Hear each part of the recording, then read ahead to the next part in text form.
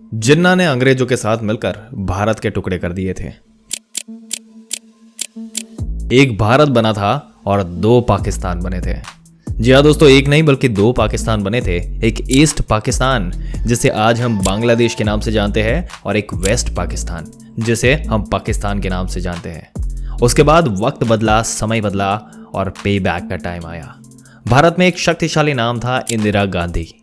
उन्होंने भारत के पार्टीशन का बदला जिन्ना से लिया, और भारत को जिस तरीके से जिन्ना ने तोड़ा, उसी तरीके से इंदिरा गांधी ने पाकिस्तान के दो टुकड़े कर दिए। दोस्तों, ईस्ट पाकिस्तान जो है वो बांग्लादेश में कन्वर्ट हो गया, और इंदिरा गांधी जी ने ये सब सिर्फ और सिर्फ सेम मानेकशॉ के बल पर किया। और ये था सेनापति भारतीय आर्मी का। ये वो सेनापति थे जिसने पाकिस्तान के दो टुकड़े कर दिए। और दोस्तों, जैसे कि इतिहास इस पर भी गवाह है कि ईस्ट पाकिस्तान से वेस्ट पाकिस्तान में लोगों का आना जाना लगा रहा। काफी मुश्किलों का सामना करना पड़ा। सेम मानेकशॉ ने उस वक्त एक बहुत बड़ा वाकया दर्ज किया जो उनकी मेमोरी में रहा और बाद में किताबों में आया, और अब इंडियन आर्म फोर्स की एकेडमिक्स में इस कहानी को सुनाया जाता है। और वो किस्सा था सेम मानेकशॉ और भारत की गोरखा फौज का, पैराशूट बटालियन का।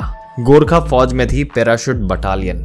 दोस्तों, सिंपल था, हम जमीन से, पानी से और आसमान से वार करेंगे। तीनों दिशाओं से हम वार करेंगे ईस्ट पाकिस्तान में मौजूद पाकिस्तानी सैनिकों पर, और उन्हें मजबूर कर देंगे सरेंडर के लिए। और हुआ भी कुछ ऐसा ही। 90,000 सैनिकों ने पाकिस्तानी सैनिकों को सरेंडर किया था, और इसमें सबसे कठिन रास्ता था हवा के माध्यम से ईस्ट पाकिस्तान में कूदना। और दोस्तों, उस समय पैराशूट मिले नहीं मिले उससे मतलब ही नहीं था, कूदने वाले थे जो लोग। तो सोचिए, इतना जो शोर है उनके पास, और अब ऐसी कंडीशन जो है वो फिर से निर्मित होने वाली है, जिसके लिए लगातार भारत युद्धाभ्यास कर रहा है। पानी में और हवा में भी कुछ बेहद बड़ा होने वाला है। आपको ना मालूम हो तो बता दें कि पिछले 15 दिनों में भारत ने कई बेहद खतरनाक और बहुत ही खतरनाक एक्सपेंसिव युद्धाभ्यास किया। ऐसे युद्ध के अभ्यास, ऐसी वॉर प्रैक्टिसेस जो सिर्फ युद्ध से पहले की जाती है। दोस्तों, भारत ऐसा कर रहा है। भारत के इतने सघन लेवल पर, इतने इंटेंस लेवल पर, इतने एक्सपेंसिव लेवल पर युद्धाभ्यास क्यों ले रहा है? दोस्तों, आपको बता दे रहे हैं कि भारत में वायुसेना से कहकर हजारों किलोमीटर दूर, आपको अगर स्पेसिफिकली बताएं तो 4000 किलोमीटर दूर तक लड़ाकू विमानों को उड़ाया जा रहा है। और ये सिर्फ उड़ाया नहीं जा रहा, बल्कि टारगेट दिया जा रहा है इनको, और उनके उस टारगेट को पूरी तरीके से नेस्त नाबूद किया जा रहा है। भारत के रफाल फाइटर ने 4 घंटे की फ्लाइट में 4000 किलोमीटर के अपनी और रूट को कंप्लीट कर लिया। न सिर्फ वहां पे उन्होंने शूटिंग प्रैक्टिस की, उन्होंने टारगेट को एलिमिनेट किया। प्रैक्टिस टारगेट के साथ ही हवा में प्रैक्टिस भी की। भला ऐसा क्यों करेगी वायुसेना इतने एक्सपेंसिव लेवल पर? और अगर ये सिर्फ एक कोई इंसिडेंट हुआ रहता युद्धाभ्यास का तो समझ में आता है। चलिए, रफाल खरीदा है तो उसका एक टेस्ट लिया जा रहा है, लेकिन सिर्फ रफाल नहीं बल्कि सुखोई। जी हाँ दोस्तों, भारतीय बेहतरीन फाइटिंग प्लाटून, फाइटर प्लेन्स की एक प्लाटून का सबसे खतरनाक और जो प्लेन है जिसका नाम है सुखोई Su-30M, इसका भी इस्तेमाल किया गया। और दोस्तों, इसमें बहुत सारे लोगों को बिठाकर ट्रांसफर किया जाता है। ऐसा क्यों कर रहा है हमारा देश? आपको बता दें, सिर्फ यही नहीं किया गया, इसके अलावा यह देखा गया कि भारत में एक बहुत बड़ा एक्सपेंसिव लेवल पर वॉर प्रैक्टिस, एक लेवल पर युद्धाभ्यास किया गया। नेवी का इस्तेमाल करके जलमग्न होकर कई सारे हमारे युद्धपोत जो है वो समंदर में उतरे।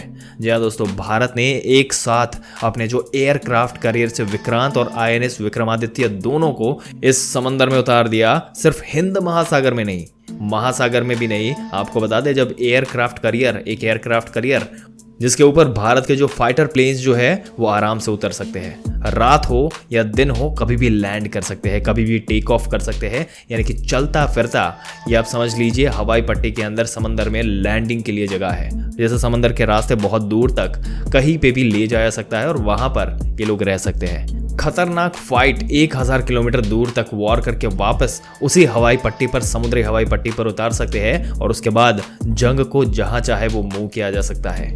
एक और बात ये जान लीजिए कि कोई भी एयरक्राफ्ट या चलता है तो उसके साथ बहुत सारे युद्धपोत जो है वो चलते हैं, और साथ में सबमरीन भी चलती है, पनडुब्बी जो है वो भी चलती है। और भारत के पास में पनडुब्बी अभी न्यूक्लियर पावर है, और जब ये तीनों चीजें एक साथ मिलती है तो इसको कहा जाता है CBG, यानी कि कैरियर बैटल ग्रुप। और दोस्तों, ये CBG जो है वो सैकड़ों हजारों किलोमीटर दूर तक किया जा सकता है।